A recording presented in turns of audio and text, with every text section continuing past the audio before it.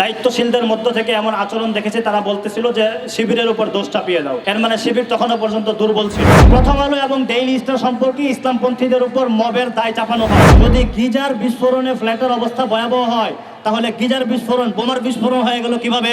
প্রথম আলো কি এই অপসাংবাদিকতার কৈফিয়ত দিবে, নাকি প্রথম আলো এলিট শ্রেণী হয়ে গেছে, তাদের কোনো ধরনের কৈফিয়ত দেয়া লাগে না?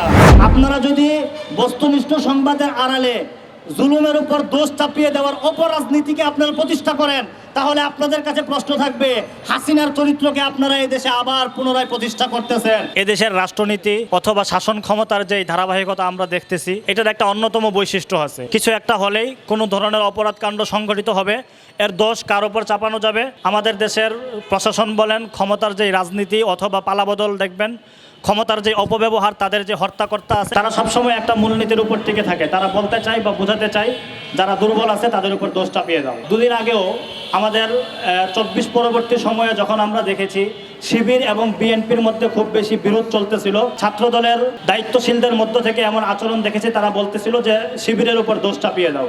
এর মানে শিবির তখনও পর্যন্ত দুর্বল ছিল। গত 1 বছরে শিবির অনেকটা এখন স্টাবলিশ। এখন শিবিরের উপর আর দোষ চাপানো যায় না, এখন দোষ চাপানো যায় নিরীহ তাওহীদপন্থী ইসলামী জনতার উপর, এবং এই মূলনীতির উপরই তারা টিকে আছে। যদি মবকে উস্কে দেওয়ার কারণে আতাউর রহমান বিক্রমপুরী অথবা আইনুল হক কাসেমীদেরকে গ্রেফতার করা হয়, তাহলে তো প্রশ্ন আসবেই, এই মবকে উস্কে দিয়েছে সালাউদ্দিন আম্মারের মতন রাকসুর জিএস যারা, তারা এই মবকে উস্কে দিয়েছিল সার্জিস এবং নাসিরউদ্দিন পাটোয়ারিরা। তারা সুস্পষ্ট ভাষায় হাদির মৃত্যুর পরবর্তী সময়ে পোস্ট দিয়েছিল যে 24-এর বিপ্লবে যে কাজটা এখনো অপূর্ণাঙ্গ রয়ে গেছে, সেই কাজটাকে আমাদের এখন পূর্ণাঙ্গ করতে হবে। বিপ্লবকে পূর্ণাঙ্গ করার নাম করে তারা যে মব উস্কে দিয়েছিল, তাদেরকে কেন গ্রেফতার করা হয় না? কেন এই নিরীহ ইসলামপন্থী আতাউর রহমান বিক্রমপুরী এবং কেনই বা আইনুল হক কাসেমীদেরকে গ্রেফতার করা হচ্ছে এবং এখনো পর্যন্ত তাদেরকে ডিটেনশন আইনে আটক করে রাখা হয়েছে? তার কৈফিয়ত আমরা এই দেশের প্রশাসনের কাছে চাইব। আমি আরও একটা প্রসঙ্গ আপনাদের কাছে তুলে আনি। প্রথম আলো এবং ডেইলি স্টার সম্পর্কে ইসলামপন্থীদের উপর মবের দায় চাপানো হয়। প্রথম আলো গত 27শে ডিসেম্বর 2025, দুদিন আগে এই যে একটা প্রতিবেদন করেছে, যেখানে সুস্পষ্ট তারা বলছে কেরানীগঞ্জে বিস্ফোরণে উড়ে গেল মাদ্রাসার কক্ষ, বোমা তৈরির সরঞ্জাম উদ্ধার।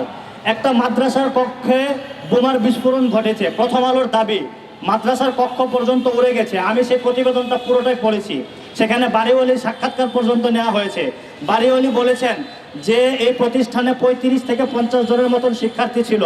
একই সাথে এই প্রতিষ্ঠান গত 3 বছর আগে মুফতি হারুন নামে একজন আলেম এটাকে আমাদের কাছ থেকে ভাড়া নিয়ে এই মাদ্রাসার প্রতিষ্ঠা করেছেন।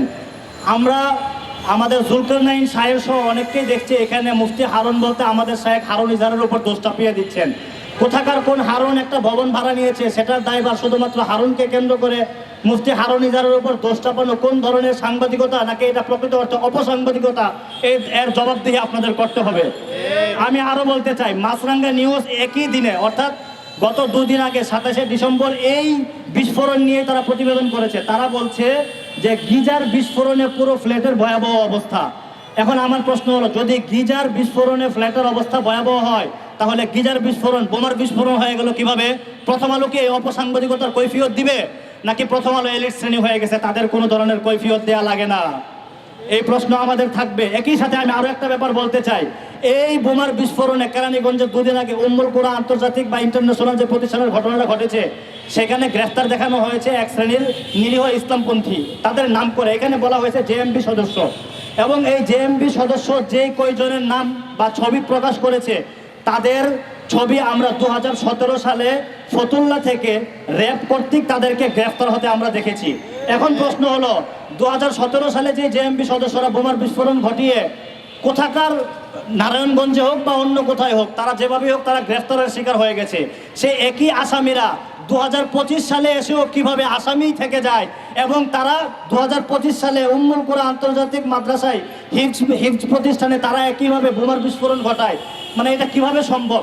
কাকতালীয়ভাবেও এটা কোনোভাবে সম্ভব বা এই ধরনের কার্য হতে পারে? এই ধরনের মানে মিথ্যারূপকে আমরা এখন বিশ্বাস করব? সুতরাং মিডিয়ার ভাইদের কাছে আমাদের প্রশ্ন থাকবে, আপনারা বস্তুনিষ্ঠ সংবাদ প্রচারের জন্য শপথ নিয়েছেন এই দেশের মানুষের কাছ থেকে। আপনারা যদি বস্তুনিষ্ঠ সংবাদের আড়ালে জুলুমের উপর দোষ চাপিয়ে দেওয়ার অপরাজনীতিকে আপনারা প্রতিষ্ঠা করেন, তাহলে আপনাদের কাছে প্রশ্ন থাকবে, হাসিনার চরিত্রকে আপনারা এই দেশে আবার পুনরায় প্রতিষ্ঠা করতেছেন। আপনাদের বিরুদ্ধে আমরা অবশ্যই দাঁড়াবো, এদেশের তৌহিদি জনতা দাঁড়াবে। আমাদের এই দাঁড়ানো কখনোই মব হিসাবে আপনারা আখ্যা দিবেন, এটা আমরা মেনে নিব না।